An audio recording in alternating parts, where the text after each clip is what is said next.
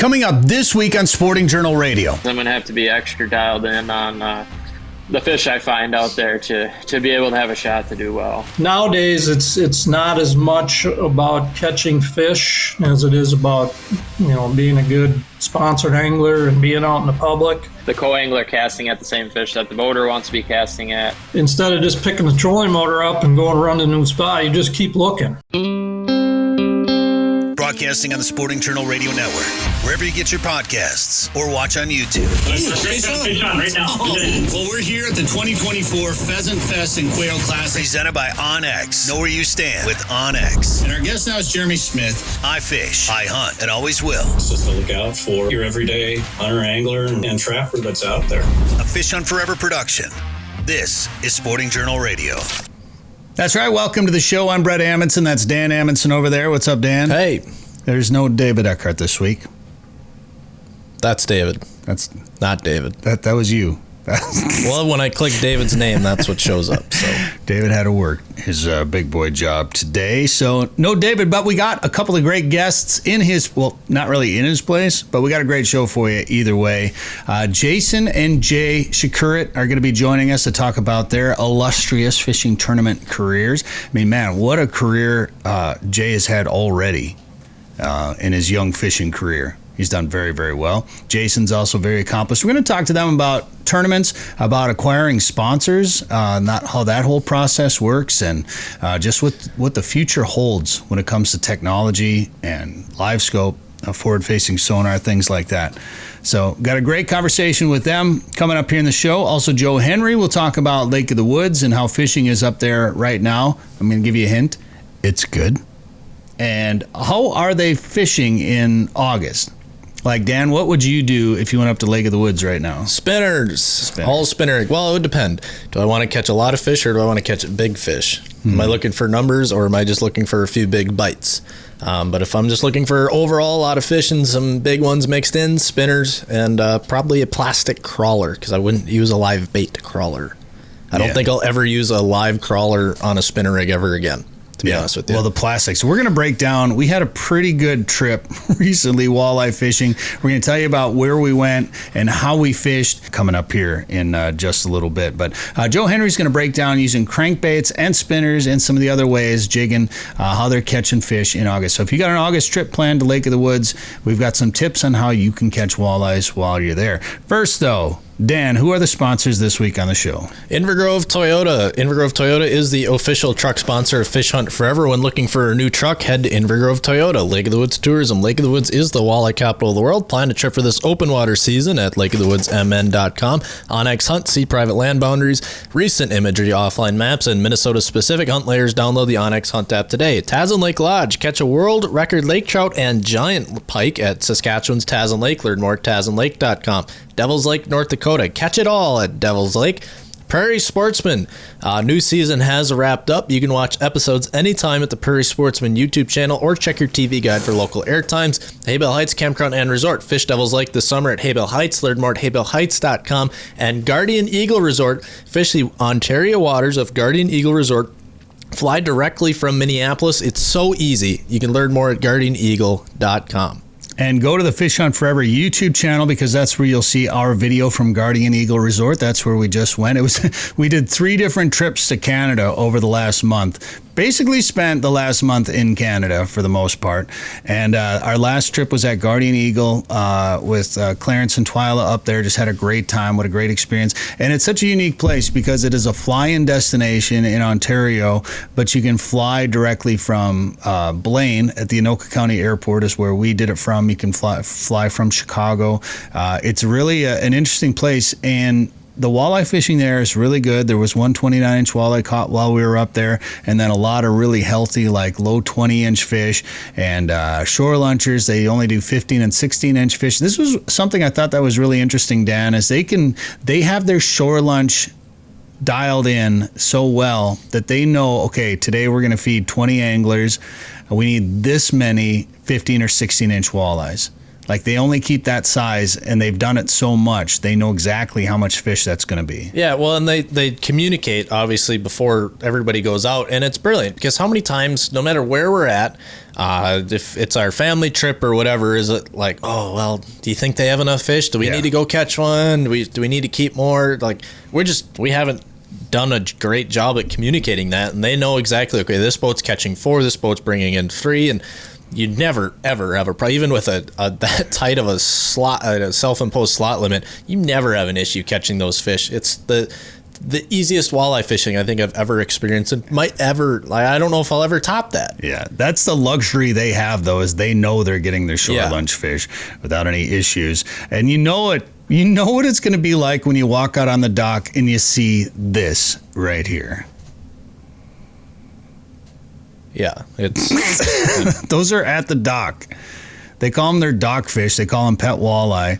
They feed them the dead minnows at the end of the day. And these walleyes, they don't allow any fishing at the dock. We put these on our Snapchat stories, or at least I did. And I had so many people, Dan, that were messaging me like, why do you even go anywhere? Why don't you just fish at the dock? And they don't allow it because this is a spectacle to see, and it's one of the neatest things I've seen. I've seen smallmouth bass get fed off docks before. I've never seen a giant school of big, healthy walleyes get fed right off the dock like that. No, and they warn you, if you're going to throw a minnow in for them, don't hand feed them. Yeah. Like, don't hold it in your hand, because these fish have chompers, and they will bite your fingers, and it will hurt. There's a pike mixed in there. Oh, yeah. But so cool to see. And they're mad fish. These walleyes are on a different level. I've never had such a hard time holding a walleye as I did at Guardian Eagle Resort. I don't know what's in that water, but those fish think they're like little lake trout or something, and you try to hold it with one hand to get a nice picture of them. Boop, there they go. They're gone. Yeah. And I was struggling to hold them there the first couple of times, too, because they were just so strong. It was like trying to hold a little lake trout, and Dan was giving me such a hard time, and then you tried to hold one. And yeah. Well, you have problems all the time. Oh, no. Well, that's a whole different subject. Not necessarily in fish holding. You just have problems. Yeah, exactly. All right. Well, it was just a really neat experience. Guardian Eagle Resort in Ontario. Look them up. We'll put a link in the description below. It's a really neat time. In fact, we might have a chance for you to go there for free. Is that right? Just keep listening to find out more details. Yeah, don't eat for a week before that trip. Oh, gosh, so much food. Come back quite full. We'll have a video coming to the Fish Hunt Forever YouTube channel from our trip to Guardian Eagle Resort. Go check it out. Real quick, just want to mention that United Way tournament up in Bemidji. Not just Bemidji. Well, it was in the area, right? Well, it's like different counties. I can't remember exactly how many, but Beltrami, 6 different counties. Yeah, you can fish it any public water in those 6 counties. So United Way of Bemidji area fishing tournament, 6 different counties. I'm just reading Will Pappenfuss's post here. They took second, but there was a broken rule, so they ended up getting bumped up to first. I'm not quite sure what that rule was, but we're going to look it up. So congratulations to them. Just some big fish that were caught by a lot of guys in that tournament. So congrats. All right, we have Jason and Jay Przekurats coming up. Also Joe Henry with a Lake of the Woods fishing report, all on the way. And we've been talking about all these road trips that we've been taking. We've been doing it in the Fundra, the Fish Hunt Forever Toyota Tundra from Inver Grove Toyota. And right now, leasing a Toyota Tundra is easier than ever. They got some great deals on Toyota Tundras right now at Inver Grove Heights, Inver Grove Toyota and Inver Grove Heights. Not just Tundras, but they have a bunch of Tacomas. In fact, they have a new shipment of Tacomas in, so they have a great selection of Tacomas at Inver Grove Toyota right now. And you can get a deal. Go to invergrovetoyota.com/FHF and you'll save some extra money using the Fish Hunt Forever deal. You got to fill out the form on there. You can find the link on our website. Go there right now and save some money at Inver Grove Toyota in Inver Grove Heights. Now is the time to start thinking about chasing big walleyes on Devil's Lake. Get on the fish at Haybale Heights Campground and Resort. Haybale Heights makes it easy for you to make memories on legendary Devil's Lake with guided fishing and lodging packages. Or bring your own boat and rent one of their cabins on East Bay. Haybale Heights offers a private marina, fish cleaning station, and the opportunity to relax and enjoy your bucket list trip to Devil's Lake, North Dakota. To book your trip, visit haybaleheights.com. That's haybaleheights.com. All right, this is Sporting Journal Radio. I'm Brett Amundsen. Thanks for tuning in on the radio network by demand, sportingjournalradio.com, or maybe you're watching this on YouTube. Thank you very much. Make sure you give us a subscribe and a share and show this with your friends. And we got a really cool couple of guests coming up right now. They're both full-time professional anglers. They both have big tourney wins under their belts. and they both share the same last name, Przekurats. Jason and Jay, welcome to the show, guys. How's it going? Good. Thanks for having us. Yeah. And Jay, congrats on the recent win at Lake St. Clair. Thank you. Appreciate it. Yeah, it was definitely a little bit of an unexpected week, but I'll take it. Yeah, absolutely. I mean, in your short career, you've had some pretty big accomplishments that we're going to talk about, and of course, Jason, you got some big wins that we want to talk about as well too. But Jay, let's start with Lake St. Clair. You're on stage there at the end. Trevor McKinney comes up there. What's going through your mind as his bag is getting weighed? Yeah, we kind of had a little bit of an idea of what the end result was going to be, just because we had like 15 minutes waiting in the weigh-in line, and he told me what he had. He knew what I had, so we kind of already knew who the winner was going to be and stuff like that. So I wasn't as nervous as I would be, if he would have had 24 or 25 pounds. It would have been, right on the bubble kind of deal. But yeah, it was just super cool to. The best moment I could say I had during that tournament was when I came in to weigh in, not necessarily when Trevor weighed in. It was when I pulled up my phone and looked at Bass Track when I checked in on that third day, and I saw that I had like a 3-pound lead coming in to weigh in, and I kind of knew that I probably had won the tournament at that point. So that was a pretty cool feeling. Okay, so you kind of already knew then. How much of that, when you do these tournaments, you're in line at the weigh-in, how much of that discussion goes on like that where you talk about who's got what? I mean, a lot. Everybody pretty much come the final day, everybody's pretty honest. They're going to tell you exactly pretty much what they have, unless it's within 12 ounces or a pound of each other. Then that's when guys are like, oh, I might not, whatever. But most of the time, come the final day of the tournament, everybody's just telling you exactly what they have, because everybody wants to figure out what place they're going to be in. Now, that was your third open win, right? But the first two were as a co-angler. Describe the differences between those two experiences. Yeah, so winning as a co-angler is pretty awesome. I'm not going to lie. Being able to fish with 3 different anglers throughout the course of the entire tournament is a lot different than fishing by yourself, making your own decisions, stuff like that. But I will say winning as a boater, doing it all on your own, figuring out the fish, putting in the work, it's a completely different deal, just because, every decision you make is all based on you. Every mistake you make is all based on you. And, everything that you figure out over the course of, however many days of practice in the tournament we have, it's all decision based. And, it's definitely different winning it as a boater than as a co. But I wouldn't, both of them are great. Yeah. So as a co-angler, how did your boater feel about? I mean, do they try to take a little bit of credit in your win when you do that? Oh, for sure. I mean, there's always credit given to the boater when a co-angler wins, right? I mean, the boater has to be around fish for one. Usually the boater's always around fish. It's just a matter of putting them in the boat. But yeah, I mean, the boater, takes some credit for getting me on some fish, especially in a situation where you're going into the last day of a tournament, and let's say, your boater, might not have a shot to win, and he knows that. And then at that point, he's like, we're going to go and try and get you a fish and try and get you the win. So you obviously you kind of have to give your boater some credit in that respect. When you're leading and let's say he's an 8th and, he doesn't have a shot to win, that kind of deal, which did happen one time in one of my wins.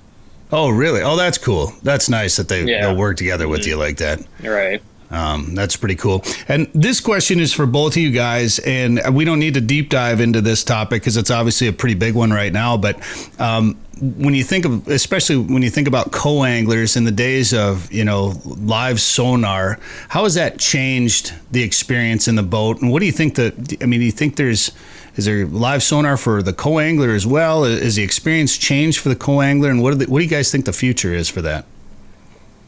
Yeah, so I can talk about this actually right now because it's actually happening to one of my friends right now. He's actually overfishing a event on Lake Champlain. So one of my other buddies is fishing it as a boater, and his brother is fishing as a co-angler. And everybody knows, nowadays Lake Champlain, a lot of guys are out live scoping, catching those big smallmouth over really deep water. So there's little things you can pick up on now. He is actually utilizing his own personal live scope out of the back of the boat. Really? So he can use, so he has basically a ice fishing bundle is what I'd call it. Sure. Puts it in kind of like a minnow box kind of deal. You open up the lid.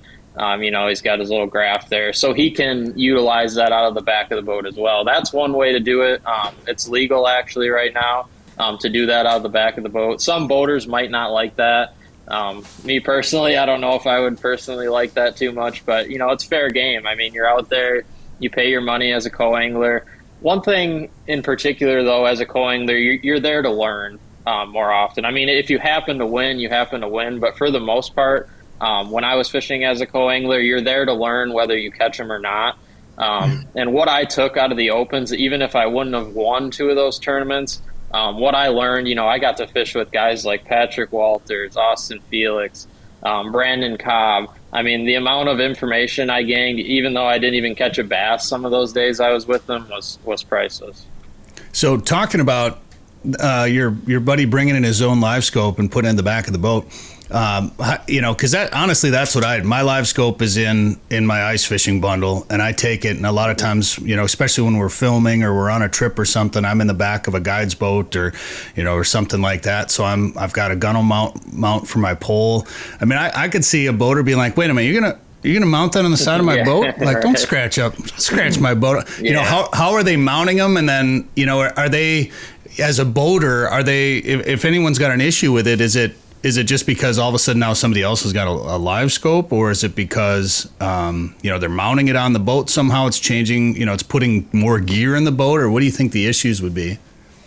Yeah, I mean, the issue overall would just be getting in the way of the boater. Him casting behind the boat, to the sides of the boat, things like that. The co-angler casting at the same fish that the boater wants to be casting at, and then you go to the whole mounting thing on the side. The way he's got it set up, he's not mounting it to the guy's boat. He's not touching the guy's gunnel. It's all based on him. He holds the mount down with his foot, I believe, on the back of the boat. So there's no, touching the guy's boat. That's the last thing you want to do is get in someone else's boat and start mounting stuff on the gunnel and stuff like that. So it's well thought out and well prepared. Yeah. Thankfully, I'm usually on older boats that have a few scratches in them already, so it works out for me. What's that supposed to mean? Yeah, one of them is Dan's boat. Yeah, for sure. So let's talk. Let's move on from that and let's talk about fishing the Classic. This you fished the Classic twice now, is that right? Twice, yep. Yeah, so that first time, Rookie of the Year, you go to the Classic. I mean, it's your first year, right? I mean, what kind of an experience is that? Yeah, that was a little bit different. I'm not gonna lie. The whole takeoff in the Knoxville. So that was my first year. The takeoff in Knoxville. There had to have been, gosh, I don't know, 3. My dad can maybe point it out. I don't know how many people were at the takeoff for Knoxville. There's a couple thousand lined up on the shoreline. Yeah, that's cool. For example, I had to take a number 2, and there was a bathroom I don't know. It was a good ways away from where we had all of our boats on the dock, and I'm like, I got to get this over with before I get out there, just because it's going to be a long day, whatever. And I could hardly even make it there. Between people stopping me and congratulating me and stuff like that. So it was pretty cool. I don't even know if I ended up making it there or not. Oh, but boy. It was definitely a different deal, that's for sure. Not the story I expected. Asking about the Classic. That's hilarious. There's nothing worse. That happened to me recently where I had to go to the bathroom so bad. My stomach was just in knots and I was starting to sweat and I just kept getting stopped by people asking questions about things. And I was like, oh yeah. I'm just keeping my answers very short. And then you do the, like the stuttery walk to the bathroom after that. Oh man, it's painful. I mean, it's like the Super Bowl of the fishing world. They call that. Now you've been back to it, and you're going to be going back to it now again for a third time. How are you going to approach it differently this time around, or are you going to approach it differently at all? I'm not going to approach it any differently. I've had the 2 same mindsets going into the last 2, and I've done well in the last 2. And it's basically just fish how I like to fish. That's what I've done in the last two. I've pretty much just picked up a jig. I grew up on a river, so I just like flipping laydowns, flipping stuff that I can see with my eyes, doing stuff like that. That's pretty much how I've done the last two classics. Just put the boat in the water. Hey, I like to fish this. It's the springtime. Pick up a jig. That's the way I like to fish. And going into the next classic, that's how I'm going to take, the next classic. And hopefully we catch a couple of those right ones. And it turns out maybe a little bit better than the last two. Well, I bet I know what you'll do differently. You'll go to the bathroom sooner at the next one, probably. Yeah. Yeah. All right. More with Jay and Jason Przekurats here on Sporting Journal Radio. I want to tell you about Tassin Lake Lodge real quick. The season is almost over at Tassin Lake Lodge. It's a short window up there, and guests are absolutely smashing right now. One of the guests there, Keith, actually, he signed up for a 10-day trip, which most trips are 5 days. He signed up for a 10-day, and he actually extended his stay while he's up there to 15. He's spending 15 days up there. He's caught a couple of lake trout, around 50 pounds. He's caught some big northern pike as well, too. So lock in your 2025 dates now by contacting them on their website. Go to tassinlake.com. All right. Jay, I want to just ask you about St. Lawrence River, too, because the first time on the Elite Series, first year, your Rookie of the Year, you became the youngest champion on the Elite Series, St. Lawrence River. I mean, take the classics out of the equation. I mean, that had to be a pretty big deal winning that as a rookie. Yeah, I mean, that was the whole stepping stone for everything. Just because my rookie year, I had some good finishes. I believed I was going to make the classic, so I had a good year going into that tournament, and that was like the whole kind of, I guess, career changer, you could call it, where I felt like I could step back a little bit. Going into that tournament or going into my rookie season, I never felt like I could win an Elite Series tournament. It's 4 days of competition. I mean, it's brutal. This is the first time I've ever been to the St. Lawrence River. So, everything has to go perfectly according to plan. You can't lose more than like 5 or 6 fish throughout the event, that are key. And for everything to fall into place, me find the fish that I found, be able to get to them every day out in the lake where I was catching them, because normally you can hardly even get out there every day because it's usually pretty rough.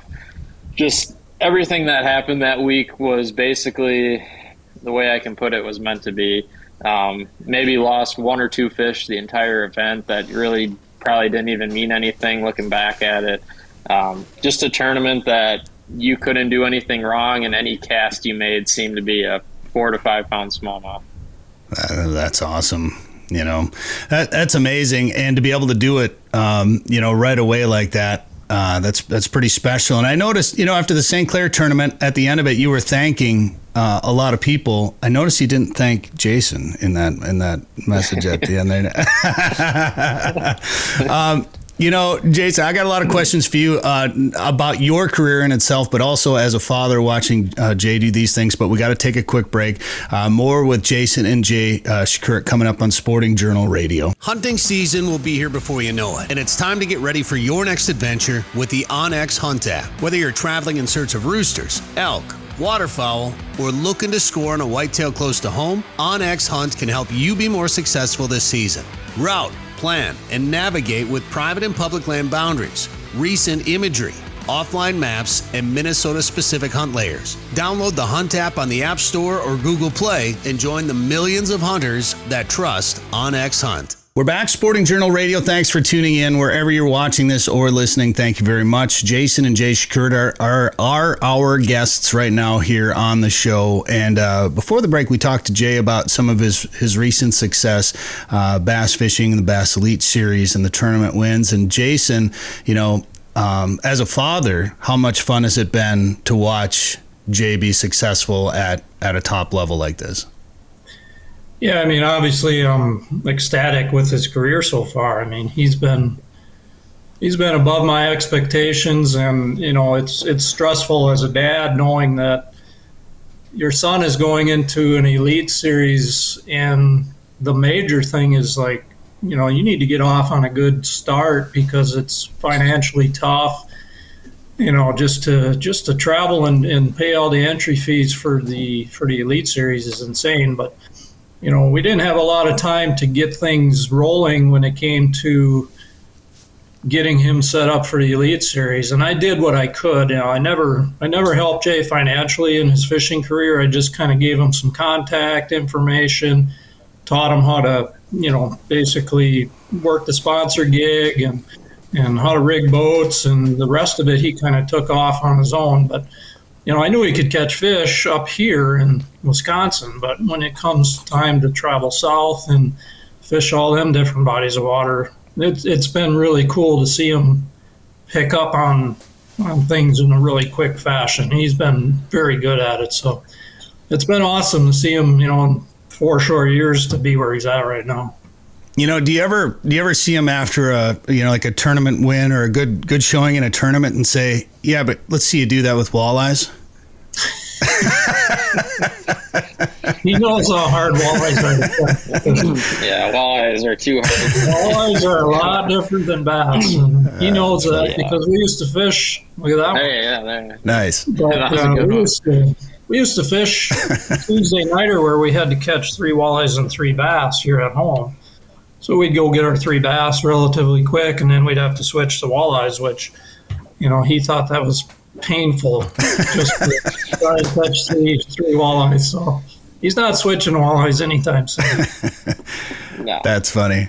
Well, I'd say at this point, stick to bass. It's going pretty well for him. And you've had a lot of success for yourself, winning the MWC championship in 2000, NWT championship twice. So, I mean, you kind of get it, like how big of a deal it is to win tournaments like this, don't you? Yeah, it is a big deal. I mean, it's like Jay said earlier, it's kind of a career changer when you actually have accomplishments like that. And, in 2000, I was just a youngster, didn't know much about tournament fishing. I was catching on relatively quick. But when I won the MWC championship, that was a time when sponsorships were different. I literally signed my deal with Ranger Boats the day after I won the championship. And I've been with them ever since. So, then jumping into Pro-Am tournaments and winning a couple Angler of the Year titles, and then, working your way up sponsor ladders and then committing full-time to fishing. I did that in 2007 and then, won the NWT championship twice, once in 16, once in 2020. So if you do the math, I should win it this year in 2024. 4 years. But yeah, it's, Jay's seen it all. He's seen the ups and downs of my career, and, seen the no fish tournaments, and he's seen the championship wins. So he's got a good stepping stone to see what it's all about. Well, let's talk about that sponsorship. The sponsorship deal, as a whole, because really you need your sponsors. And so that means you have to be successful, but you also have to be somebody that a sponsor is willing to represent, right? You have to be somebody that presents themselves as somebody that the sponsor is going to say, hey, that is somebody that represents our ideals as a company, as a brand. That's somebody we want to work with. Like, how important is that? I mean, not just tournament wins and being successful, but being somebody out there that a brand wants to sponsor. That's a pretty big part of it, isn't it? Yeah, I mean, that's the whole thing. It's, back in the day, catching walleyes was first and foremost, but you also want to be, you want to be a person that's looked at as a good person and somebody that wants to be your friend out on the water and off the water. And, nowadays it's not as much about catching fish as it is about, being a good sponsored angler and being out in the public.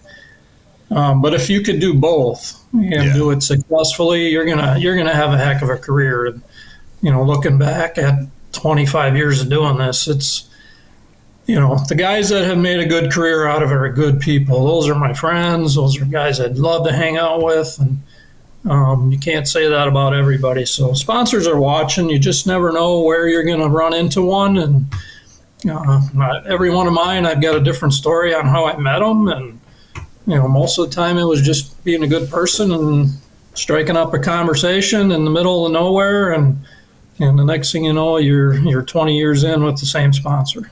It's funny you say that, because that is how it works sometimes. You just never know. I don't know how many times, whether I'm at an event or something like that, and you're talking to a group of people and you're going around, introducing yourself, and next thing you know, you're shaking the hand of somebody. I was at the Glow conference a few years ago, and it was kind of one of the, the hospitality suite at the end of the day, and we'd been through, all these different seminars and panels and things like that, and then we're just kind of hanging out afterwards, and I'm, having a conversation with a number of people, and I talked to this guy for about a half hour before I realized he was the marketing guy for a major gun manufacturer. Like, oh, okay, as somebody that spends a lot of time bird hunting, I'm like, oh, nice to meet you, and without, you had to, I didn't know who that was for a long time, so I'm glad I didn't say anything, about, negative about his company or whatever. Something that could have turned him off. So that's just knowing that they could be anywhere at any time. And when you looked at that Ranger deal that you got, had you been in contact with Ranger, or did they just see that you won and reached out, or how did that work? It was a little bit different, because at the time I was with another company, and my team partner at the time was Eric Olson, and Eric had just bought a 620. It was the first year the 620 came out.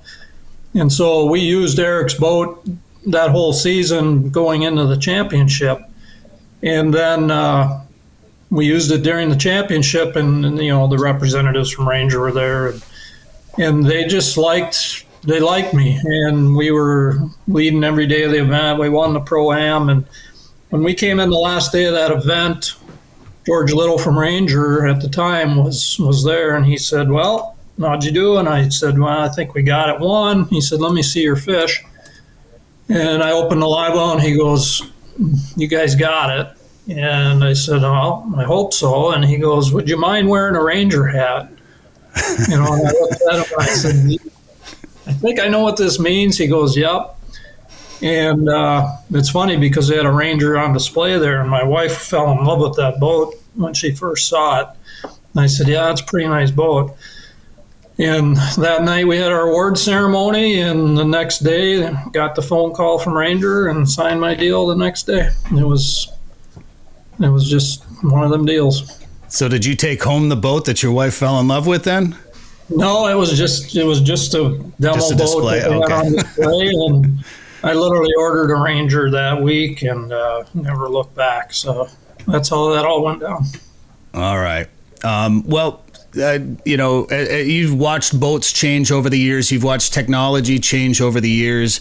Knowing what you know about both the walleye and the bass world, what do you think the future holds for live sonar, and when it comes to, whether tournament fishing or not, but particularly in the tournament world, what do you think is going to happen? Yeah, I mean, it's changed so much since I started. I think the future is really unknown with the advance in live scope and forward imaging. It's completely changed the walleye game. It's completely changed the bass game. It's going to come to a point where some decisions are going to have to be made about, limiting these guys, and myself, and like we talked about earlier with, the co-anglers that we have, or the amateurs. In my world, we fish as a team for the day. So I have my co-angler stand right next to me, and it doesn't matter if I catch them or he or her catches them, we're still going to weigh the same amount. So being a team, it's a little different than the bass world, where, they have to catch their own fish. But, the industry's changed because of it. A lot of the stuff isn't selling like it used to be because fishing has changed. Guys aren't trolling as much. They're not buying the crankbaits as much because we're not pulling them all over Lake Erie. We're casting now, and this is the world we live in. But I guess, thank God, I'm running down at the end of my career here. You won't have to worry about it.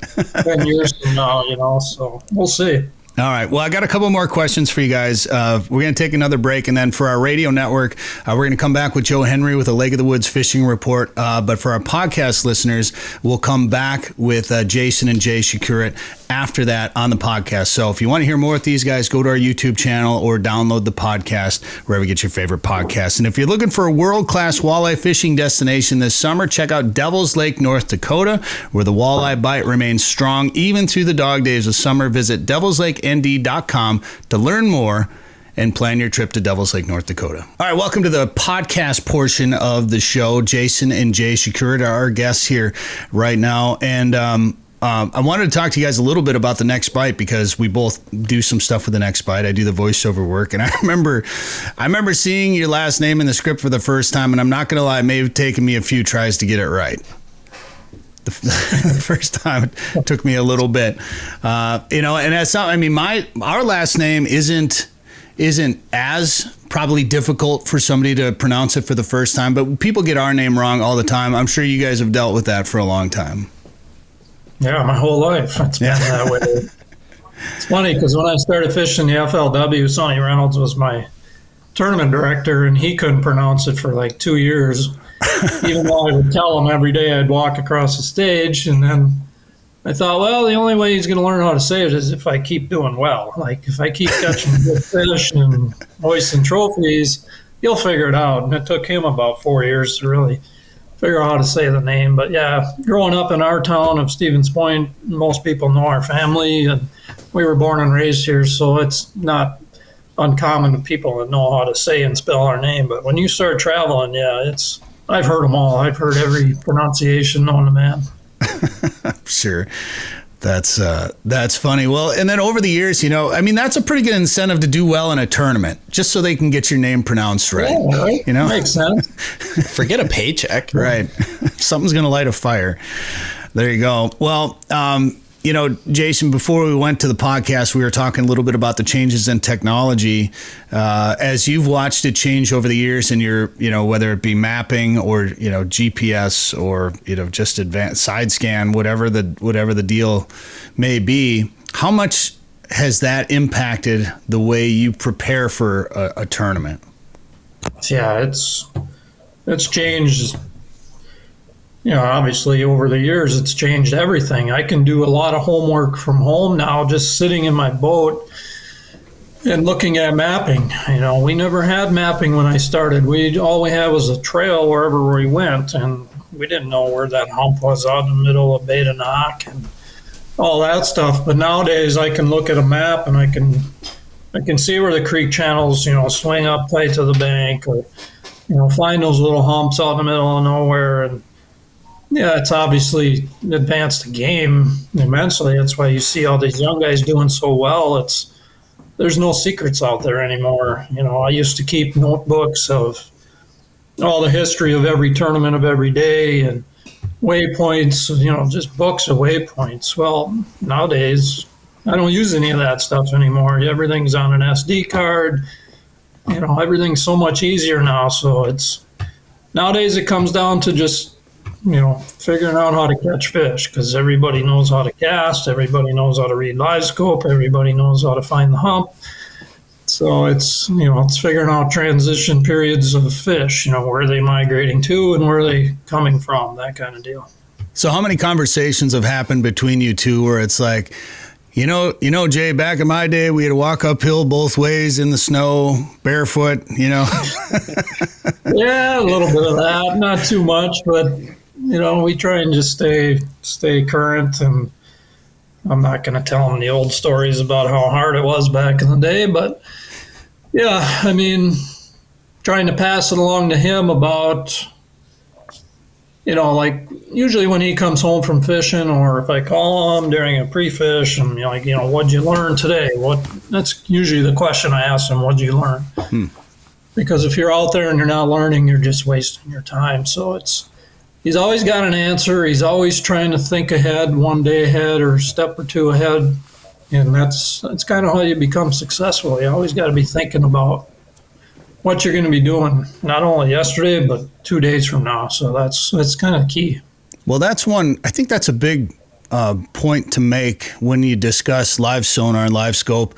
Since I've had my live scope for the last couple of years now, just the amount I have learned. I mean, it just shortens up the time that you learn, but you can learn so much more about fish behavior and fish reactions and how they're hiding in structure. I mean, you always kind of knew like, okay, well, there's a break here or a drop off or whatever. They hang out here, and you know, guys that have been doing it for a long time, they can see things from on top of the surface, but being able to see below, you know, like having eyes underwater essentially now and seeing that live image of that, instead of just seeing an arc that, you know, maybe you can see them if you're positioned right, you can see them, you know, chasing a jig here and there, but for the most part you're seeing kind of that static image. To be able to watch that fish in real time, see, it didn't like the way I jigged that, it's gone, you know, or whatever. I mean, my gosh, I think, I don't know, I struggle with this because I think it is going to change.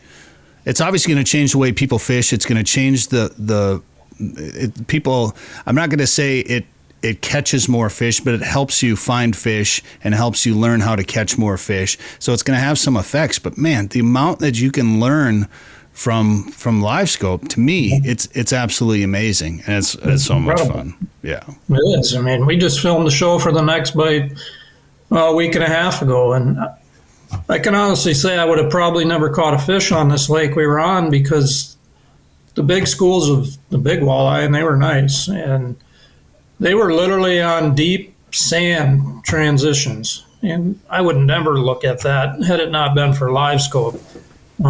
There's literally there wasn't a rock within probably 100 yards of where they were hiding. There was no weeds. They were literally out on sand, deep sand. I'd call it structure, you know, that it dropped off into the basin, but you know, how do you fish that without live scope? You're just hoping and poking because it's clean water. You couldn't get the boat over the top of them, so you'd never see them with 2D. And, you know, we would have probably caught nothing, but we ended up catching 14 big walleyes in about 2 hours. And, you know, then again, we threw some of the standbys at these fish and never got them to really react. And finally, we had to just go old school with a jig and a leech or jig and a crawler, and literally drag it on the sand for 30 seconds while these fish were looking at it, and then you'd finally get one to commit to it. So, you know, just things like that you learn in 2 hours. It's unbelievable. So what made you go to that spot in the first place? Were you just scanning, just kind of cruising and looking for fish? Yeah, pulled up on a piece of structure that's, you know, produced fish in the past. And then on the graph, of course, we've got the mapping, and this underwater point kind of extended out into the basin, but it wasn't much of a piece of structure. But I thought, I'll just follow this out all the way to the deep and see if there's anything out here. And as we swung the boat out to the deep, we probably went 100 yards off the main structure, and then all of a sudden there's a school of walleyes, and then there's another school, and there had to be, I don't know, 40 walleyes on this little piece, and you know, we plucked a half a dozen off of there before they spooked, and then we moved on to the next one, which looked identical, and there the walleyes were again. So, you know, we're usually looking at the obvious, and all of a sudden we just started looking out towards the deep, and there they were. I think it's amazing how when you realize just how suspended walleyes can be sometimes, and you would have had no idea, you know, before live scope.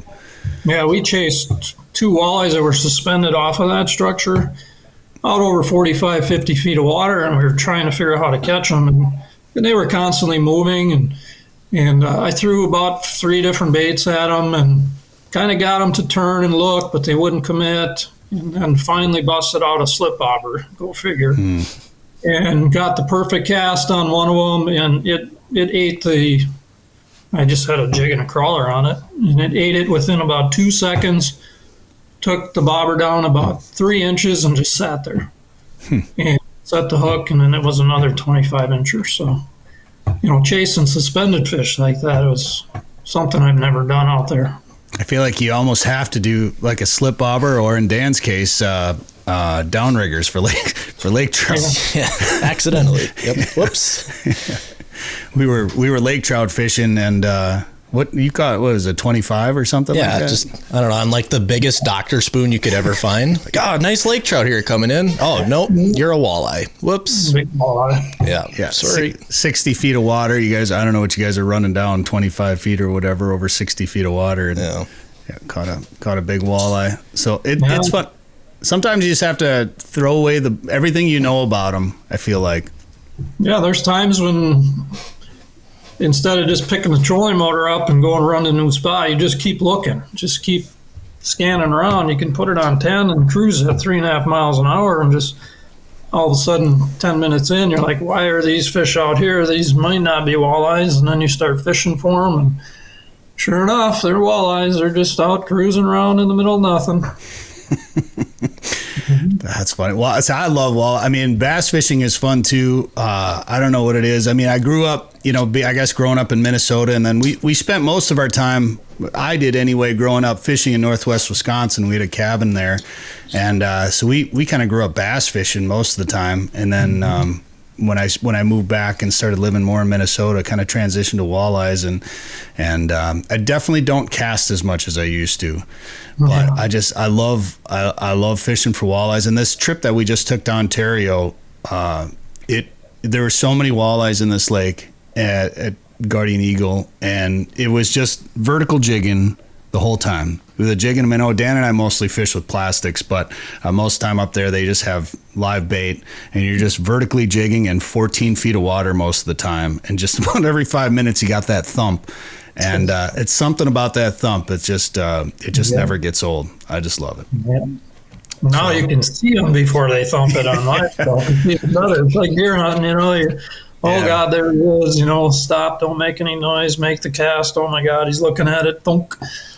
God. Well, and I call it the live scope hook set, because you'll watch them come up and try to smack it. You'll either see them go up after it and set the hook in anticipation. It's almost like setting the hook on top water, right? When you see the water explode and you set the hook before they actually hit the bait. You do that, or they hit it before you're ready. You're watching them and they hit it before you're ready. But it's so fun. And the owner up there is like, I told him I brought a live scope. He's like, just leave it in the cabin. You don't need it here. You don't. I'm like, I know, but it's more fun. It's just definitely didn't need it there. No. It's just so much fun to watch the fish. And and at one point there was, there's 15 walleyes on the live scope below you.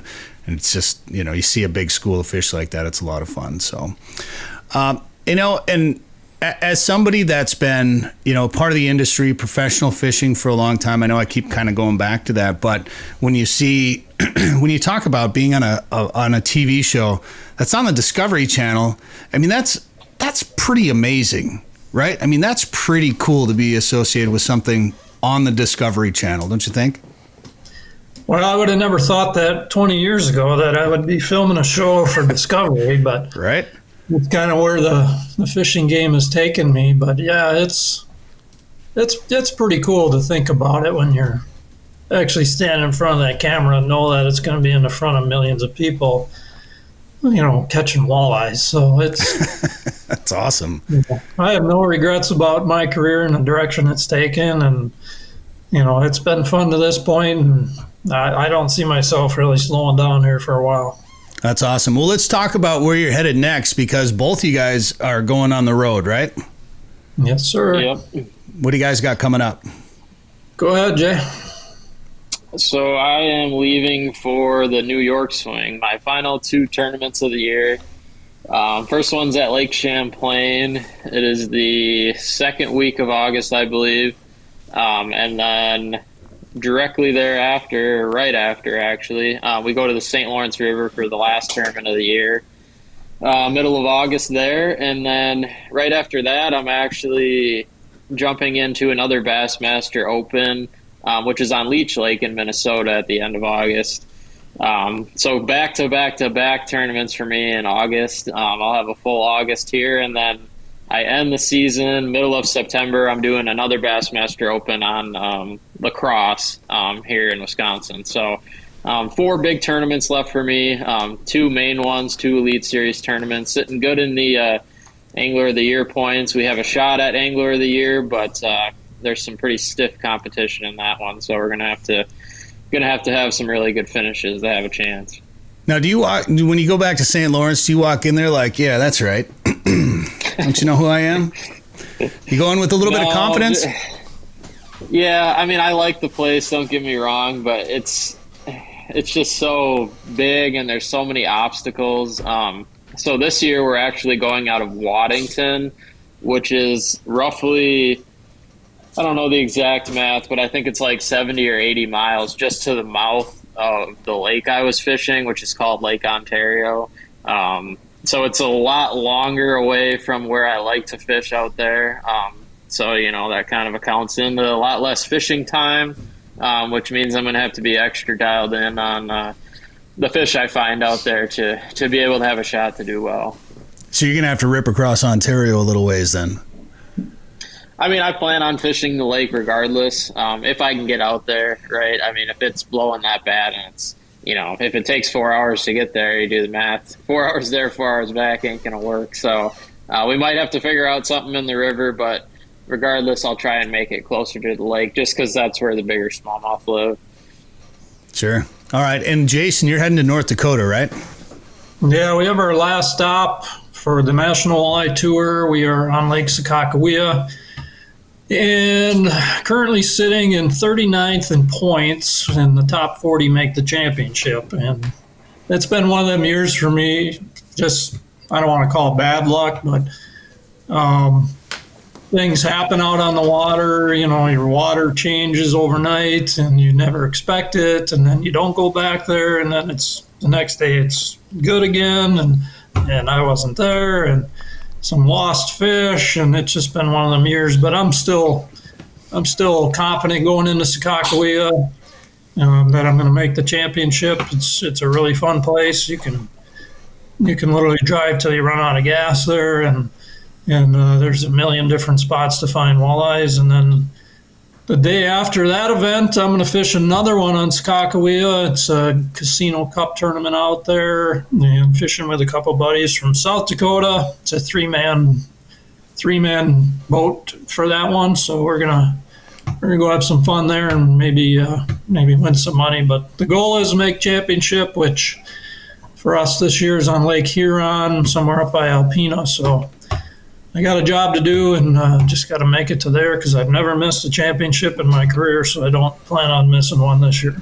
Well, Sakakawea has been on fire. It seems like the last couple of years, actually. I mean, it's always been a pretty good walleye fishery, but it seems like it's been really good the last couple of years. I mean, what kind of a showing do you think you need to have to do well in that tournament? Yeah, I mean, it's been a great bite there all year, and just recently it got a little bit tougher, I think, just due to water temps and the fish are moving from the shallows out a little bit deeper. But you're going to need, those 27 inchers out there right now are kind of the key fish you need to win an event.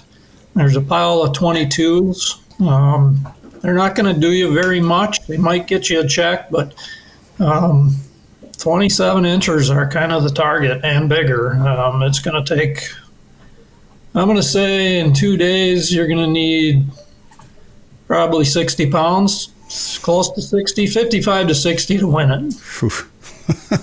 Is that all? If not more. Wow. Is that a no-call tournament? Yeah, so problem with walleye fishing is we have a lot of no-call events, so it comes down to decisions out there of what you're going to keep and what you're not. It makes it extremely stressful at times, but 5 fish, 15 inches or bigger, no call. And which one's you going to put in a live well? That's the $1 million question. 5 fish, 60 pounds. I mean, we do that all the time when we go fishing. That's 2 days. 10 fish, 10 fish. Okay, that's still pretty good. Man, all right. Well, good luck out there in North Dakota. And Jay, of course, good luck out in New York. Guys, I appreciate you coming on and taking the time to be a part of the show with us this week. And we'll look forward to recording the script for your next Bite episode. And good luck with everything else you guys are doing. Appreciate it. Yeah, thanks for having us. You bet. Jason and Jay Przekurats, thanks for the time today on the show. If you want to catch a big walleye, go where the big walleyes are. Lake of the Woods is the walleye capital of the world. with a variety of resorts and lodging facilities offering full-service fishing. Lake of the Woods is also home to sturgeon, sauger, perch, trophy pike, muskie, smallmouth bass, burbot, and more. Plan your trip to Lake of the Woods today. Go to lakeofthewoodsmn.com. That's lakeofthewoodsmn.com.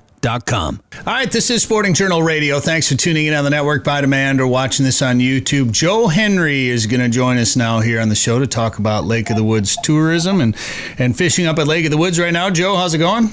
Hey, Brett, I'm doing good. How are you?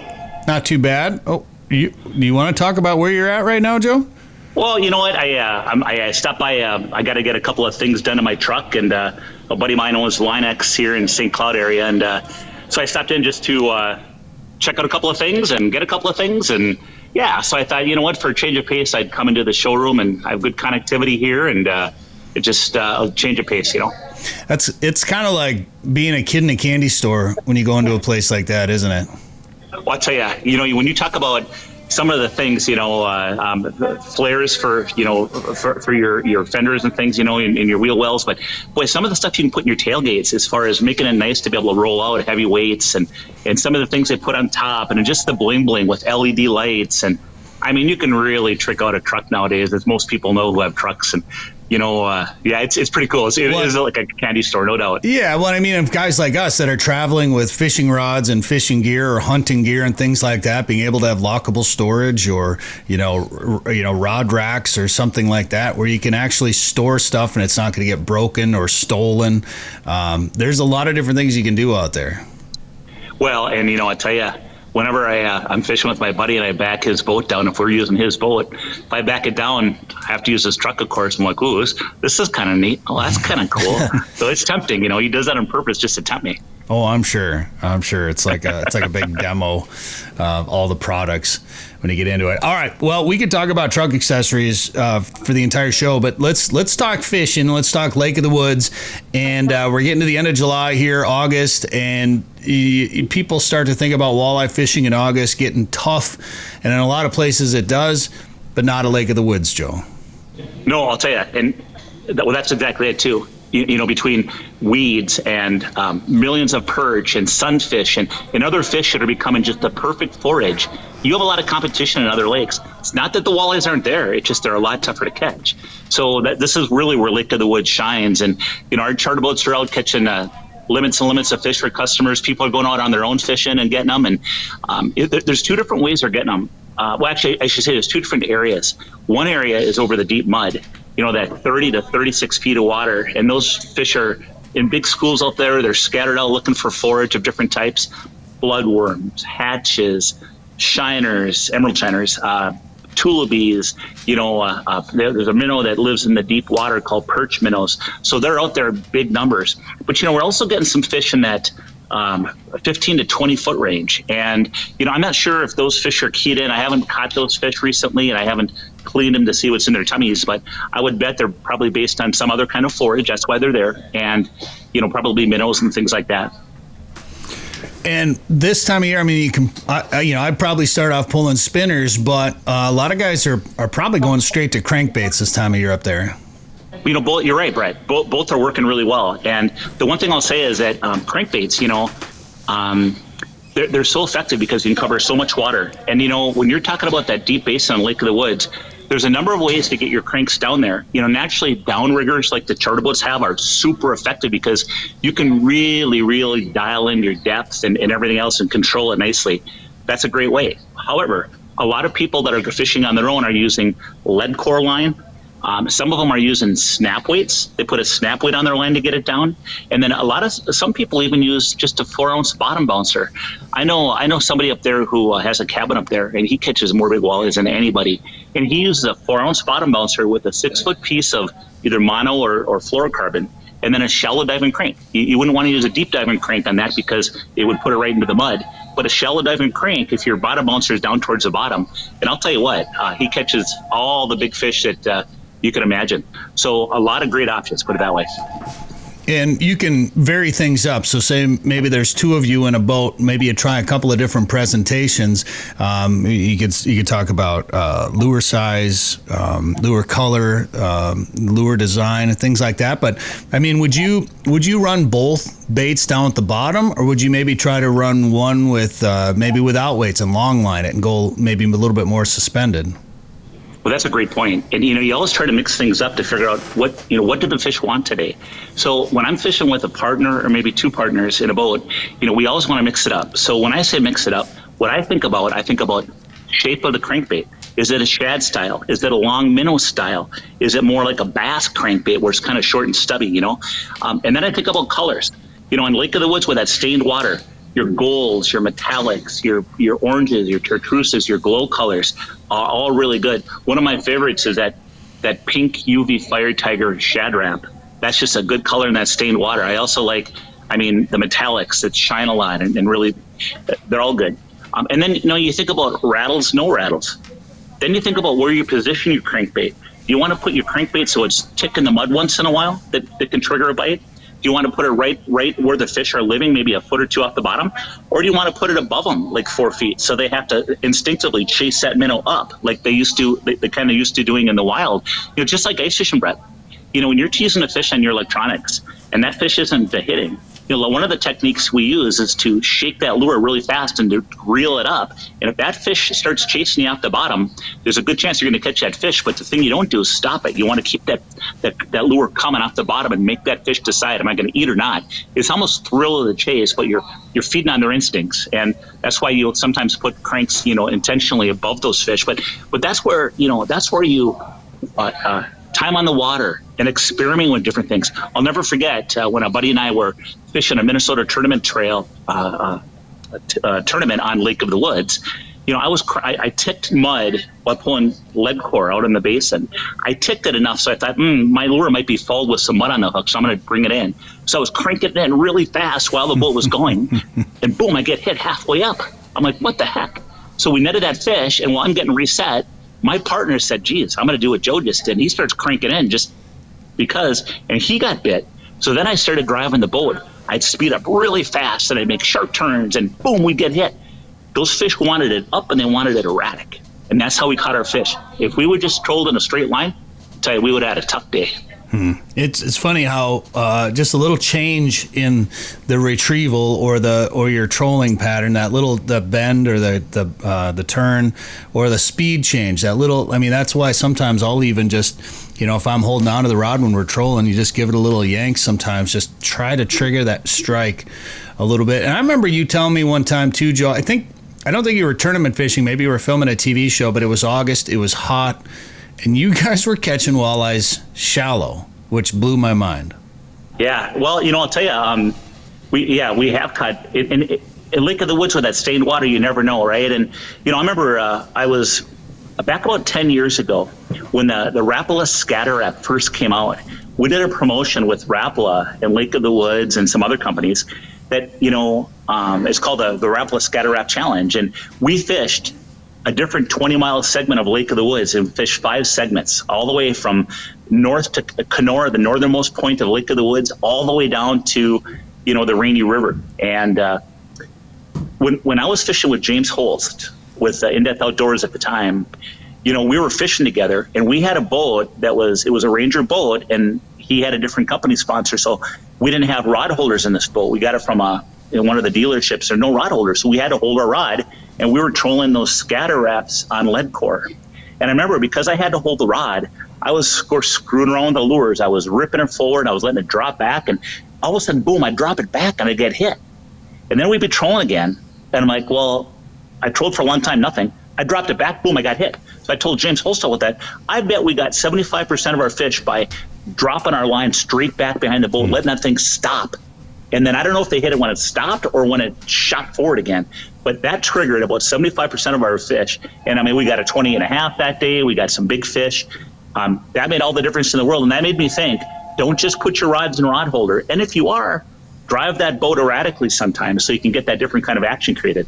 Well, there's no question you can be successful pulling cranks, pulling spinners. But I remember one of the first times I went to Lake of the Woods in August off one of the charter boats, and we were just anchored and vertically jigging. And it was one of the best days of walleye fishing I've ever seen for the 6 of us out there. There was two women on the boat, I remember, and they caught the biggest walleyes. A couple of the guys' wives were with on the trip, and they caught, I think one was a 29 and one was a 28 or something like that. We caught just a pile of slot fish, caught our eaters, and we're just vertically jigging with jigs and shiners. So, I guess. It's, by the way, I should tell you, that technique is still working right now as we speak. I mean, there are charter boats that are going out in the Mate Basin, and if they spot some nice fish, a good school, they'll anchor up and jig frozen emeralds on top of them, and they can fill the coolers. So it just, every day is a little different. The one thing I'll say is that the anglers that are the most successful are the ones that can adapt. So if you're on that lake and you're marking the heck out of the fish, but there's a bug hatch going on, and those fish just aren't eating, maybe because of the bug hatch and they're full, go to another part of the lake or try some kind of a different technique. Maybe you pull cranks through them fast and get a reaction bite, or maybe but you got to do something different. Recently, a guide had talked about how he was pulling spinners where he'd caught the fish the day before, and you know what? They weren't catching them. They could see them, but there's a bug hatch. He went to a whole different part of the lake where the bug hatch wasn't as strong, and they, of course, they bang, bang, bang. Once they got on the fish, they got them. So being flexible, paying attention to what's going on, and just because you got them here yesterday and you can mark those fish, it doesn't mean that they're going to be eating today. So that's always that fine line, Brett. Do you leave fish to find fish? Some cases, it's worth it. Yeah. All right, Joe. Well, we're going to come up and see you at Lake of the Woods here in the next couple of weeks. Maybe I'll stop there and get a deck system thrown in the Fundra on our way up. But we're excited to get back up there to Lake of the Woods and do some fishing with you up there. And if people want to make a trip, come up yet this summer, start thinking about fall fishing up there at Lake of the Woods and on the Rainy River, or even an ice fishing trip, what should they do? You know what? Hey, check out our new website, and that is lakeofthewoodsmn.com. Sporting Journal Radio is a division of Macaba LLC. If you've got a question, comment, or story idea for us, send us an email. Go to sportingjournalradio.com. While you're there, you can learn how to advertise on the show and visit our store for hats, hoodies, coffee mugs, and more. Go to sportingjournalradio.com.